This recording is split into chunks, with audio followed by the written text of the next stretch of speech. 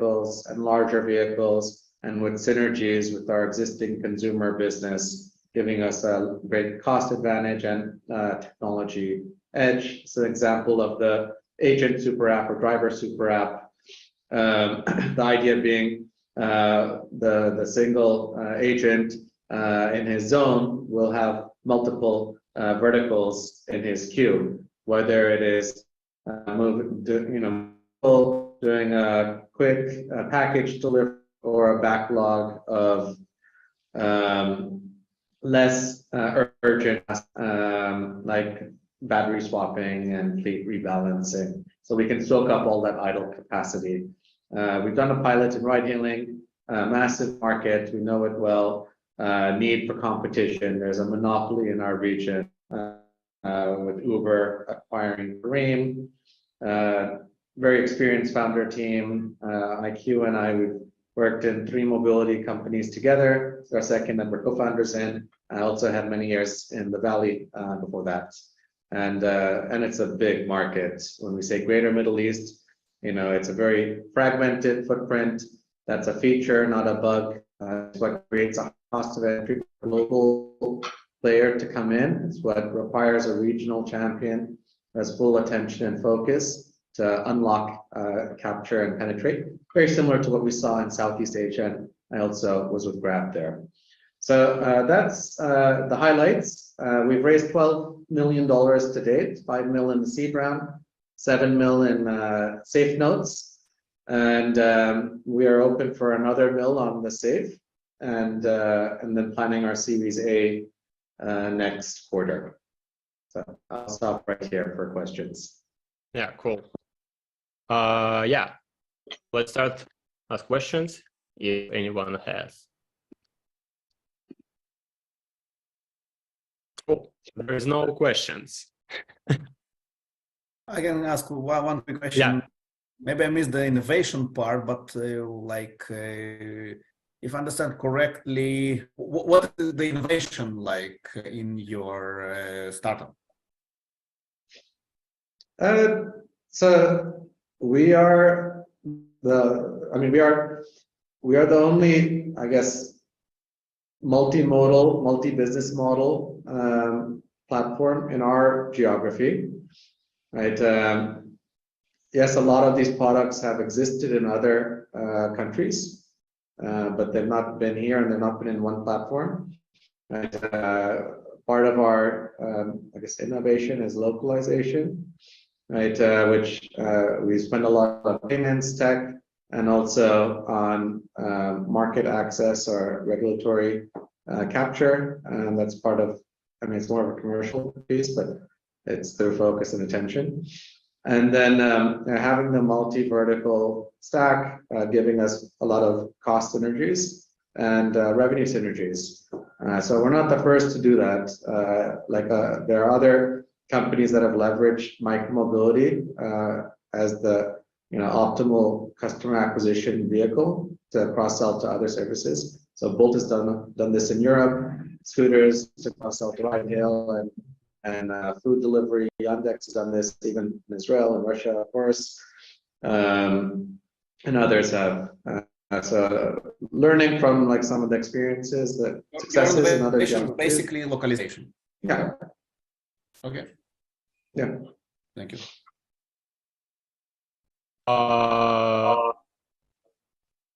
Yeah. Navid, yeah, go ahead.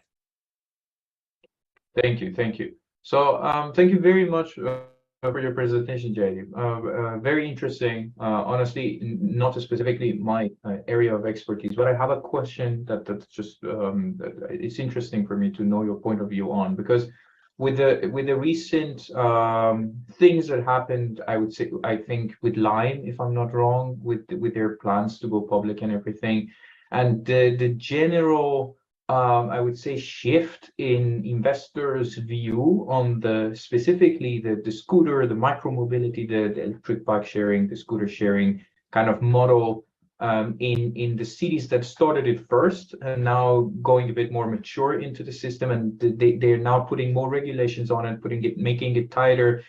Do you see that also happening in your region? And if yes, how are you planning to counter it? So things that happen to companies like Dot, like Tier, like Lime don't end up happening with you, Phoenix.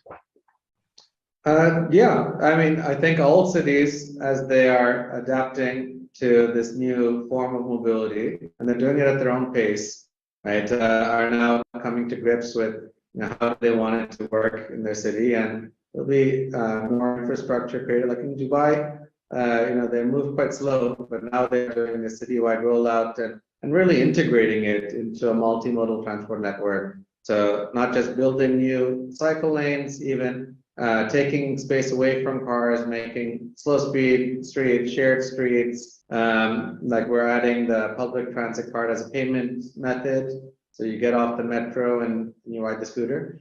But like our view is, you know, the shared e-scooters, I mean, that's just one product, and it's not really an exponential product. It's a linear product, because, you know, cities are not allowing you to increase your fleet exponentially. They're doing it as step function. And there's a cap, I mean, that is growing over time. So we view it more as, you know, a great way to get stickiness, to get customers on, concentrated in an urban cluster, and drive like engagement with those users, right? So that we can sell other things to them. One other piece is, of course, you know, the unit economics are quite important with an asset-heavy business. And so I spent a lot of time in China when I was with Grab, learned a lot from what went wrong, bike share. And then there was, you know, there's a rebirth, and it's very big in China. And that's what made us choose the Gulf and Middle East, because it's the only region that has high purchasing power with low labor costs. Normally they're all correlated, right? Purchasing power and labor costs go hand in hand, and here in the Gulf, it's the inverse. And that's what gives you, like in food delivery, this is the most profitable market in the world, and one of the only profitable markets in the world, mind you. So we're able to run the scooter business, you know, profitably, even with limited scale. But you know, that's for us. That's just how we get the customers. Thank you. Thank you. Thank you, JD. So let's next. Our startups is Lula. And if you're here, you can switch on your camera and presentation. Good afternoon, everyone. Thanks Yes. for joining us today. Yeah, let me just share my deck with you guys. Sec.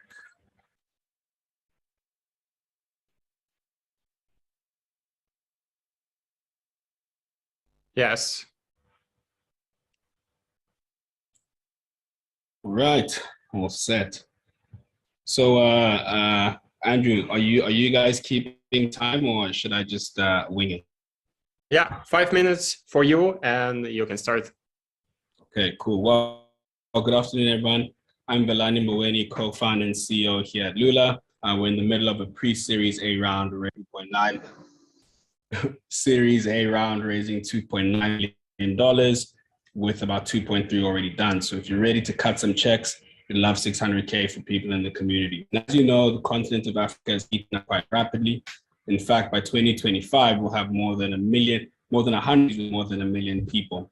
We don't have the infrastructure to move people from A to B, especially with the growing population. Now, as we unpack those problems, that typically involves high congestion, high CO2 emissions, with the cost of owning a car rapidly increasing.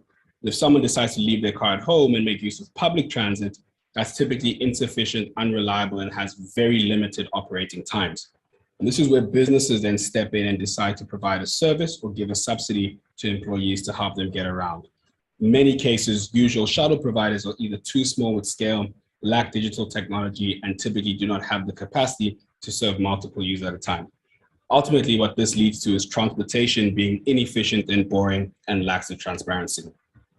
And that's where Lula steps in. We're a platform that's connecting companies and their employees to a network of private shuttles to take them from home to work and beyond, really freeing up time, saving money, and the planet.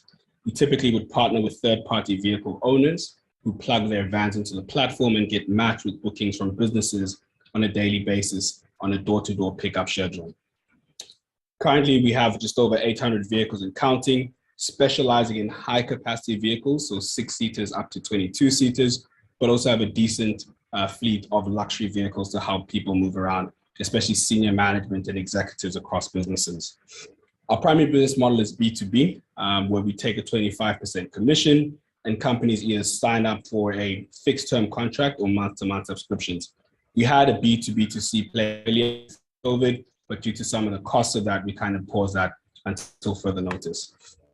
High level on traction, as I mentioned, 800 vehicles on the platform, an average growth rate year on year of about 4.8x, live in 5 cities across South Africa, over 220 businesses served, gross margin sitting between 25 and 40% with over 300,000 rides completed and over 900,000 tons of CO2 avoided. Now, customers typically use Lula in a multitude of ways. It's not just commuting home to work and back, but also when businesses book rides for their customers or their employees to take trips away, or if you're an executive who has multiple meetings throughout the day, you can book a Lula for the whole day to take it around. We're available 24/7. We're really trusted by over 200 businesses across South Africa, the likes of Yasser, Yoko, Luno, Alan Gray, Air Liquide, Roche Pharmaceuticals, to name a few, and as mentioned, live across 5 cities in South Africa at the moment. Ultimately, we're addressing a $5 billion addressable market with a specific emphasis on the 18,000 medium-sized businesses who have to provide some sort of transport subsidy or service to their employees. And by medium, we're talking 50 to 300 employees with an emphasis on Africa, African markets, and a bit of Asia as we scale over time. Now, there are a number of competitors in the market, but Lula really differentiates itself on 5 key factors. The first is flat pricing, so we do not surge any time of day. Secondly, we specialize in high-capacity vehicles. And when businesses book rides on a daily basis, they get matched to a recurring driver as part of our mission to create sustainable income.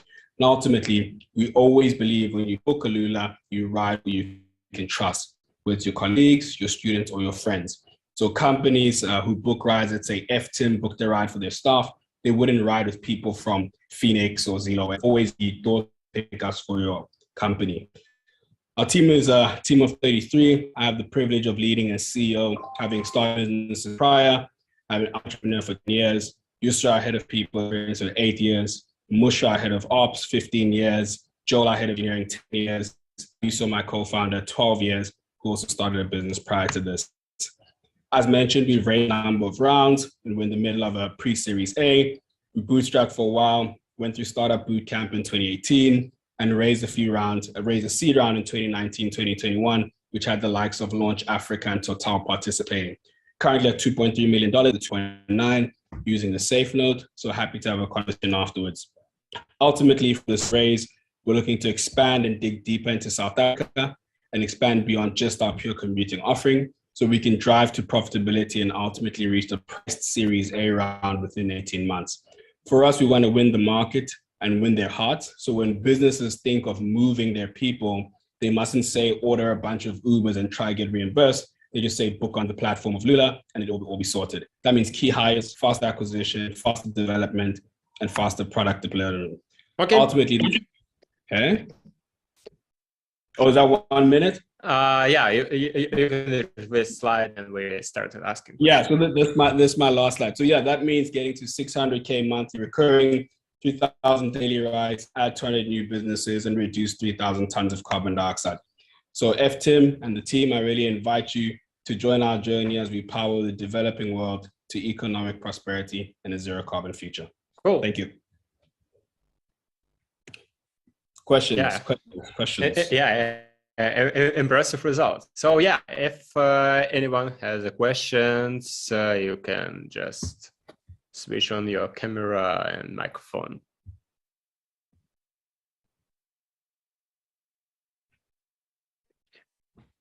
So I have a question, Andre. Yes, Ivan, go ahead. Again, my name is Ivan. I'm from team. So the great industry, the great startup, the great story, and my question is about what kind of key features you have compared to the main player in this segment, USA-based company VIA.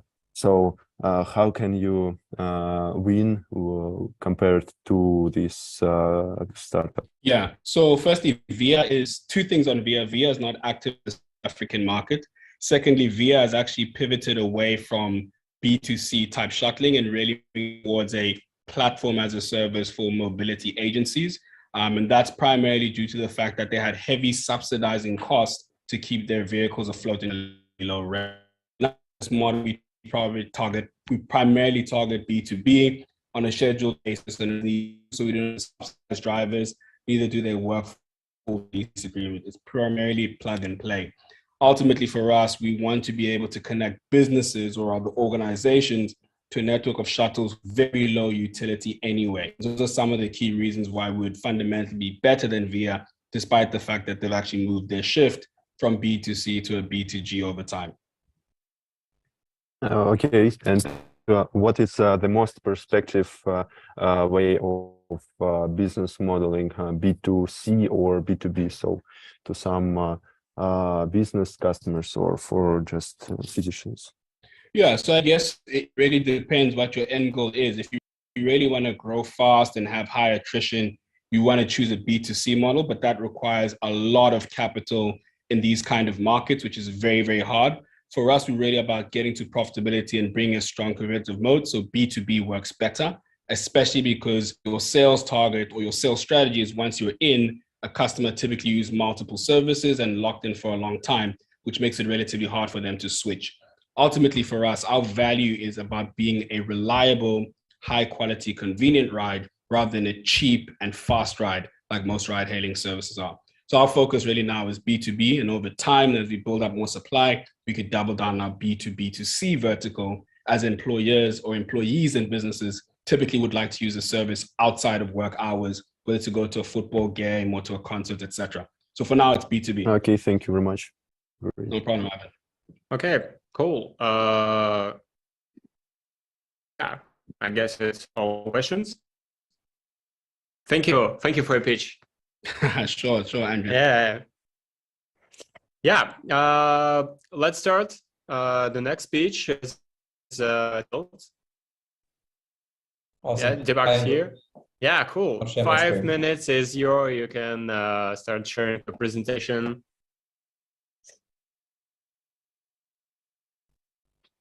Oh, I see. That's it. Yeah, go ahead. Awesome. So at the outset, I think in contrast, most businesses here were fairly early stage. So kudos to everybody else. Sounds like you're building amazing businesses.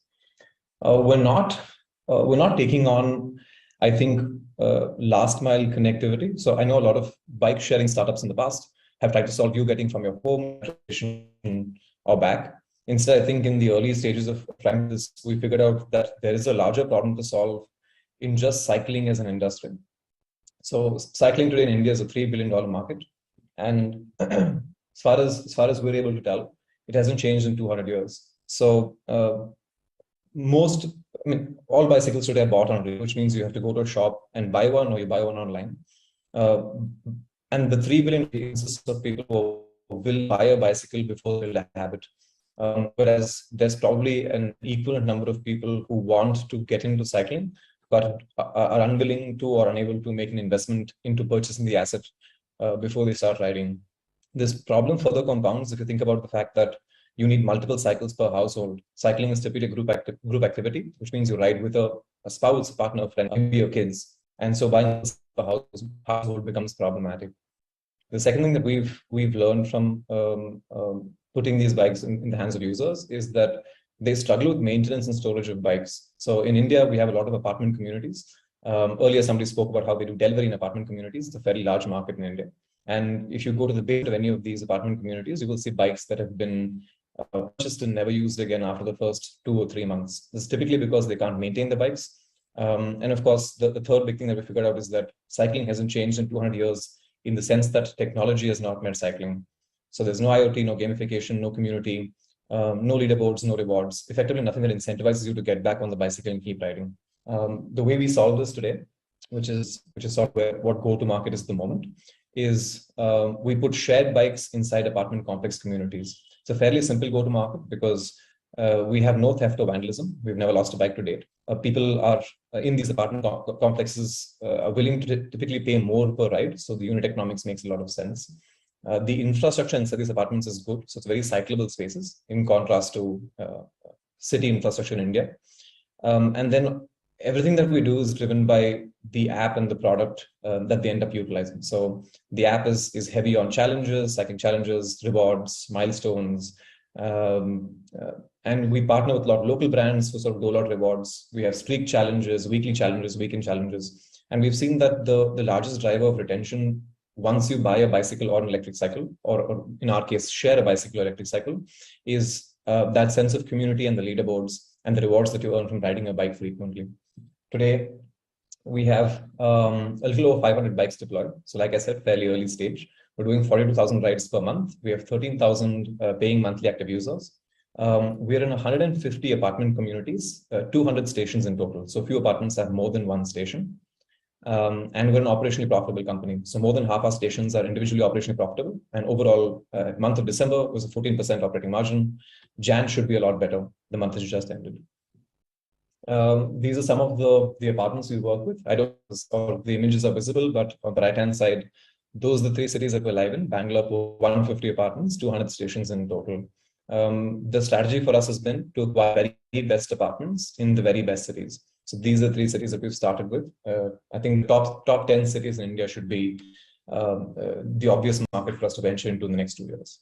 We're backed by Y Combinator. We also raised capital from Tata's Incubation, Digital Impact Square, Emerging Ventures, ANIM, which is a scout fund, founders fund. And we have some very exciting angels on board. So we're a fairly young team starting this, which means we've seen a lot of value in having experienced angels join us, folks from Uber, Swiggy, MyGate. So MyGate, for example, is India's largest apartment community app. They have 25,000 apartments within their community. We have a strategic partnership with them and somebody from their team on our cap table. Early tier mobility founders as well, because we learned a lot on how to sessions and run the business from them. We're currently doing a small round, so 1.2 million in total. Like I said, a year ago, we were in 15 apartment complexes. We ended the year with 150. I'd like to get a 750 apartment complex by the middle of this year. So that's what the capital is primarily for. Yeah, that's the end of my presentation. So that's my email address. Please feel free to reach out if you think that you want to participate in the fundraise. We're also doing it on Saves. Happy to answer any questions that you have.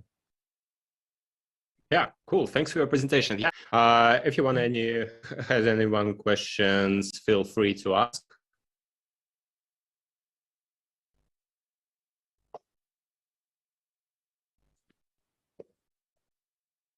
Yes. Okay, I have one question.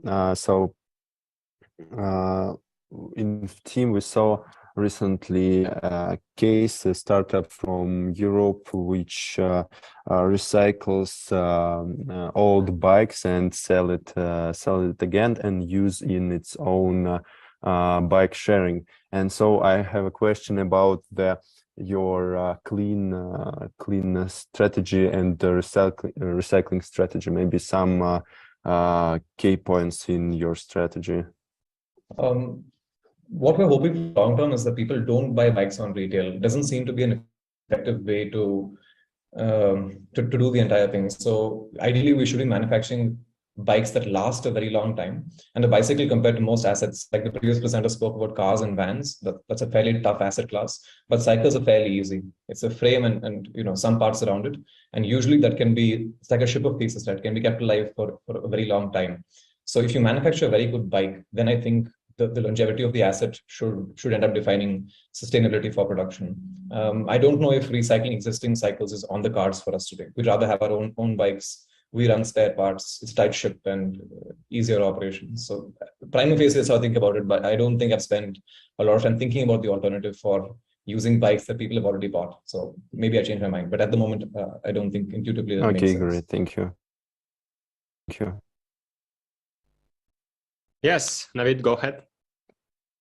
Deepak, thank you very much for your presentation. I think what you're doing is actually very nice. But I have a question because you mentioned the app side of things and the challenges and everything. I definitely see the value in the bike sharing itself, and I really like how you decided to enter the market. I cannot say if it is good or bad because I think it's an extremely local thing. But I feel you have chosen the right way to go forward. But how effective is that app? Like how much of your customer traction or how much of it is associated with the app and the challenges? My first initial thought about it is that it might be a distraction for the team, probably rather than something that brings value. But then do you have data that supports otherwise, or is it something that has already proven value that it's bringing for them? Yeah, the latter. I think I felt very similarly when we started out, and then my co-founder pushed me to go. And then we've seen that weekends, for example, that explicitly have cycling challenges. An example I can give you is there is another Y Combinator company called Orange Health that we partnered with 2 weekends ago.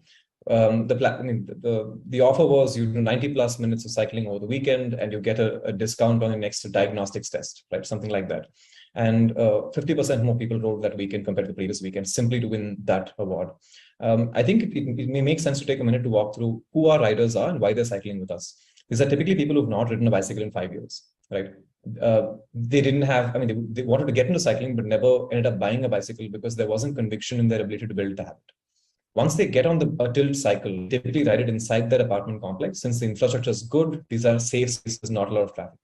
They build the habit of the first 3 or 4 rides inside the space and eventually leave the apartment. So then the next 4 or 5 rides take place outside the apartment complex. Right?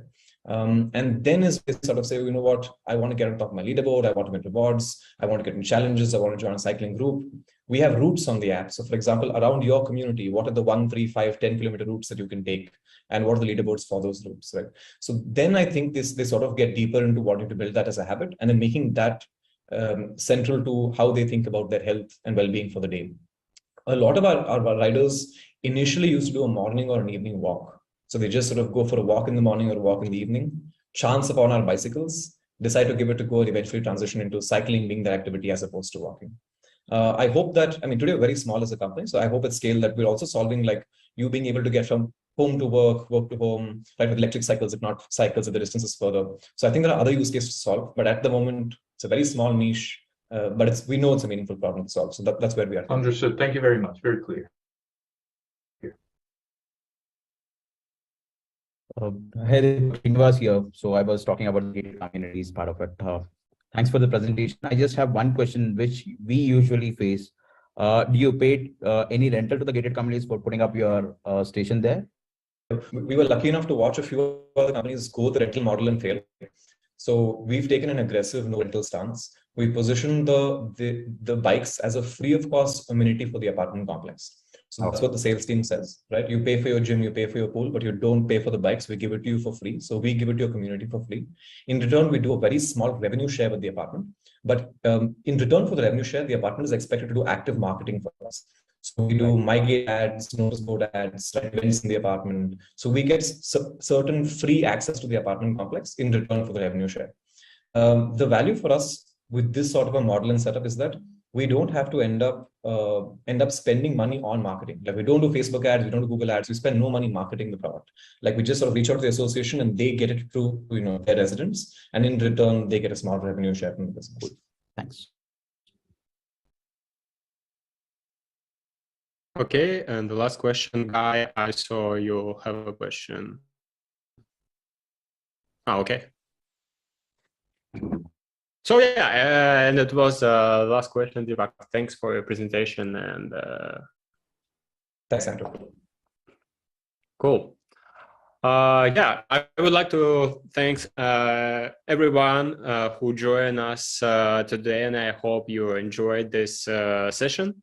We will definitely share the decks with all the participants and see you at the meeting on. The next meeting will be about autonomous transport, and we already have amazing startups in this field. So stay on touch and see you on the next meeting.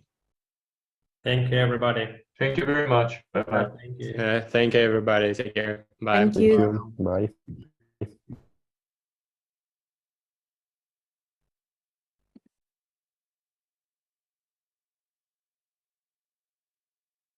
Recording stopped.